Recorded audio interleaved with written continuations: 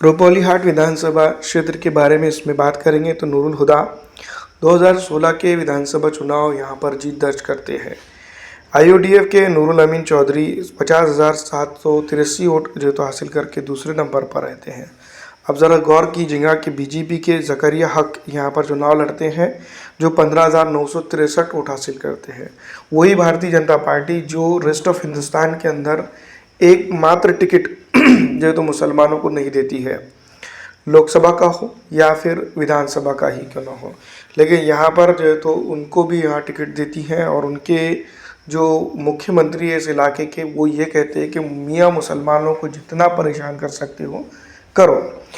अब हम देख सकते हैं कि इस इलाके के अंदर भारतीय राष्ट्रीय कांग्रेस पार्टी ने नूरुल हक हुदा साहब जो तो जीत कर आए थे, उन्होंने 2016 के अंदर क्या कुछ किया और जनता ने जो है तो उनके लिए जो है तो किस तरह से जो है तो हम कह सकते हैं कि एआईयूडीएफ को छोड़कर उनको वोट किया था। 50,783 वोट उनको दिए थे और यहाँ पर 72,627 वोट उनको मिले थे।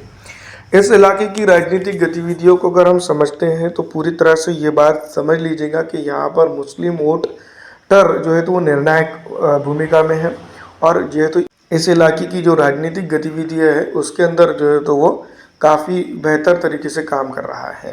तो यहाँ पर अगर हम देखते हैं कि बीजेपी की अगर बात की जाए तो एक तरफ उनके मुख्यमंत्री है और एक तरफ उनके प्रधानमंत्री है।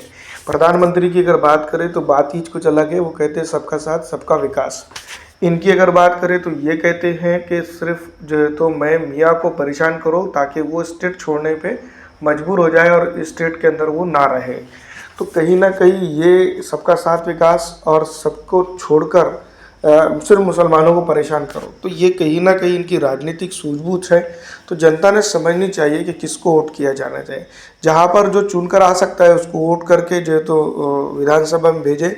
फिर बाद में वक्त ये होगा कि खुद भारतीय राष्ट्रीय कांग्रेस पार्टी और एआईयूडीएफ दोनों डिसाइड करके जो है तो अपना मुख्यमंत्री यहाँ पर कर सकते हैं।